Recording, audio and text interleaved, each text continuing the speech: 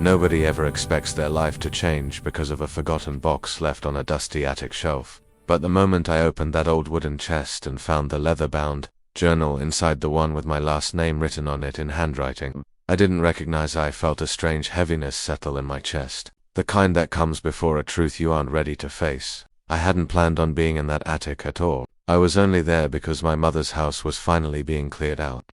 After years of sitting untouched since she passed, the light bulb flickered when I pulled the chain, illuminating decades of abandoned belongings, Christmas decorations, yellowing photographs, a broken rocking chair that once belonged to my grandmother. Everything was coated in that soft gray dust that makes time feel thicker, slower. I had come only to sort her things, not to rediscover mine. The wooden chest was wedged between two boxes of old linens. I recognized it from childhood: dark, cedar, brass hinges, the faint smell of camp. My mother had always told me not to touch it, and as a child, I obeyed. Even now, at 48, I hesitated before lifting the lid, half expecting to hear her voice scolding me gently. But she was gone now, and whatever secrets she had locked away inside were suddenly mine to inherit.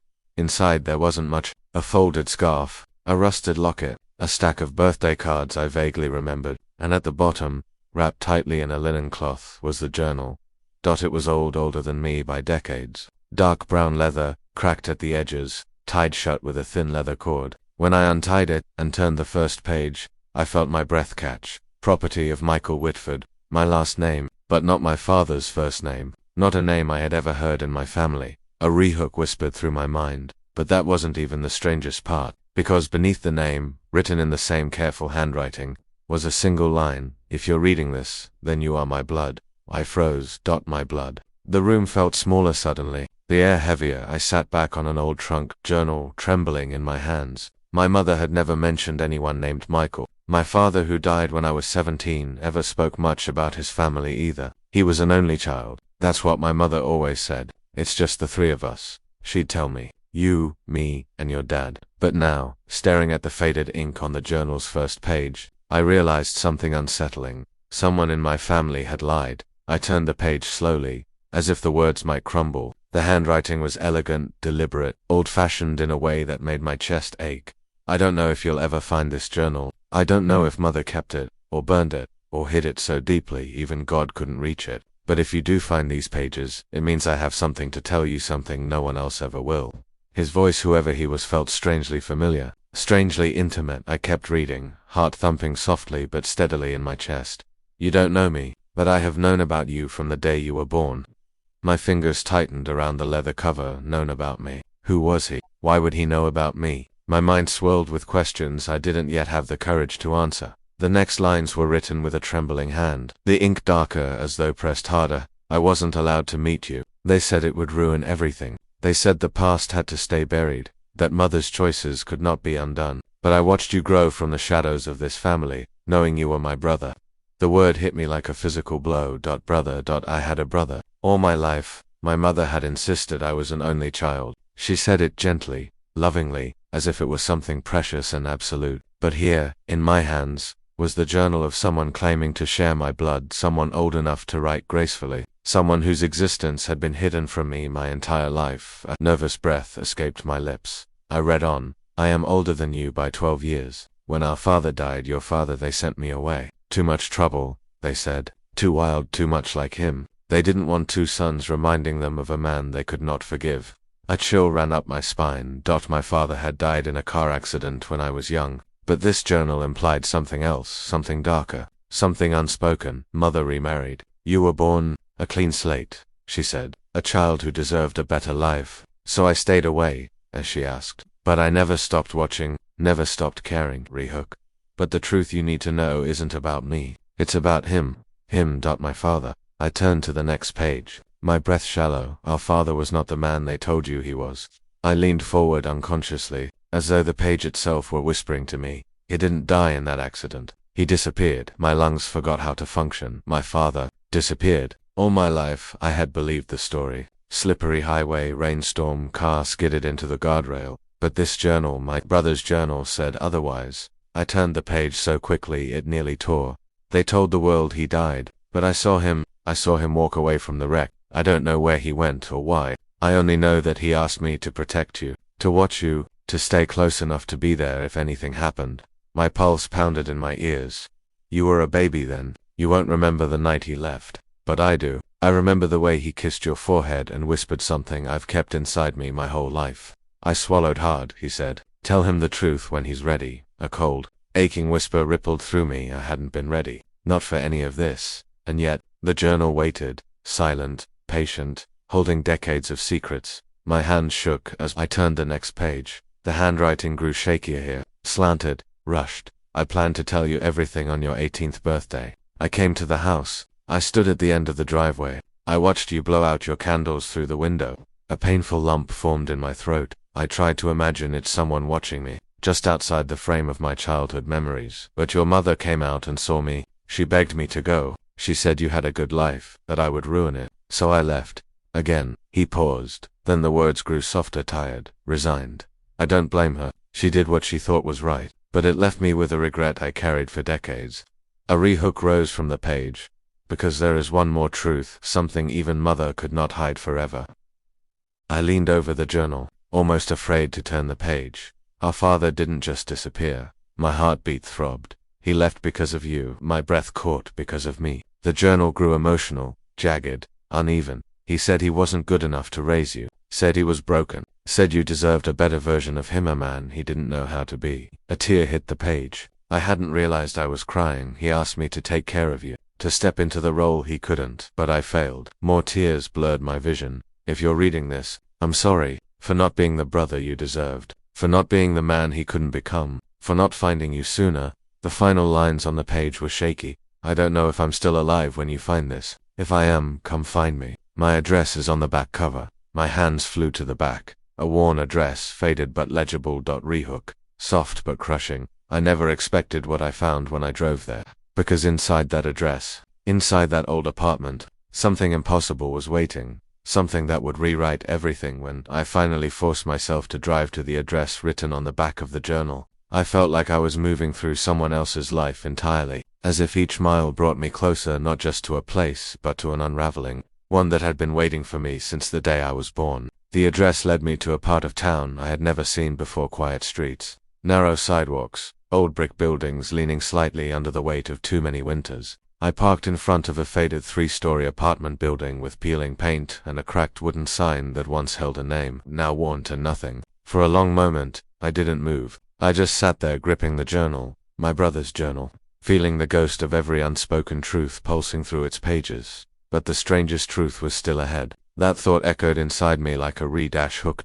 Eventually, I climbed out of the car, the cold air biting against my skin as I walked up the creaking steps. Apartment to be. I found it easily the only door with a doormat. The kind that said welcome, even though it looked like it had welcomed too much rain, too much use, too much life. My hand hovered over the door for several seconds before I finally knocked. Silence, then soft shuffling, and finally, the door opened. Standing there was a man in his early 60s, gray hair cut short, a face marked with lines that weren't just from age but from decades of carrying something heavy, something painful. His eyes, dark brown, almost black, were sharp, alert, curious, and when they fell on me, I saw a flicker of surprise, recognition, and something like fear. "Can I help you?" he asked, voice rough but gentle. I swallowed, holding up the journal.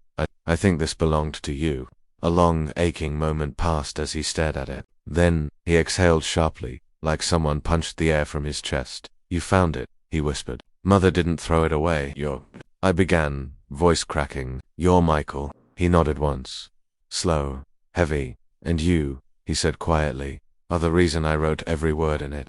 I felt my throat tighten. I didn't know you existed." "Of course you didn't," he murmured. "That was the point." He stepped aside. "Come in." His apartment was small but warm, books lining the shelves, old photos on the walls, a kettle whistling faintly on the stove. It smelled like cedar and tea. He motioned to a chair, and I sat, feeling strangely like a child again. He sat across from me, elbows on his knees, studying my face with a look that made my stomach twist. "You look like him," he whispered. "My father." He nodded. Same smile, same way of tilting your head when you're trying to understand something difficult. I didn't know whether to feel comforted or shattered. "I need to know," I said softly. "All of it. Everything." He looked down, rubbing his hands together slowly. as though warming them before touching a wound. Your father wasn't a bad man, he began. He was lost, a good heart with a broken compass. After the accident, what everyone thought was the accident, he panicked. He wasn't supposed to survive. He wasn't supposed to walk away. It felt like an omen to him, like a message. A message from what? I asked. From life, he said. From fate, from the mistakes he had been running from his whole life. What mistakes? Michael sighed deeply, eyes shadowed with memory. Our childhood wasn't kind to him, or to me. Our father left. Our mother worked herself to exhaustion. Your father shouldered burdens no boy should carry. He believed he was cursed, that everything he touched fell apart. And when he held you as a baby, he loved you so fiercely it terrified him. My heart cracked a little. He disappeared to protect me. I whispered, to protect both of us, Michael said. If he stayed, he believed he'd ruin you the way he believed he ruined me. But he didn't ruin you, I said. A faint smile touched his lips. Maybe not, but he left scars. Deep ones. Ones that made me run too. Our family is a lineage of men who didn't know how to stay. Men who feared they weren't enough. He paused, voice trembling. You were supposed to break the pattern. You were supposed to grow up with everything we didn't. So why didn't anyone tell me? His expression darkened. Because mother believed truth would destroy the illusion she had built. She didn't trust your father. She didn't trust me. She wanted you safe from us. From the past. From anything messy or uncertain. I felt my stomach twist. So she lied. She protected. He corrected gently. But protection sometimes looks a lot like fear. Silence stretched between us, thick and heavy. Then he continued, I wrote that journal because I didn't know how to speak to you, and when I finally found the courage, I was too late. How? I asked. He looked away, eyes glistening. I came to see you once, he whispered. When you were 9, you were in the yard building a snowman. I watched from my car. I almost opened the door, almost walked toward you, and then your mother came out, saw me, and shook her head.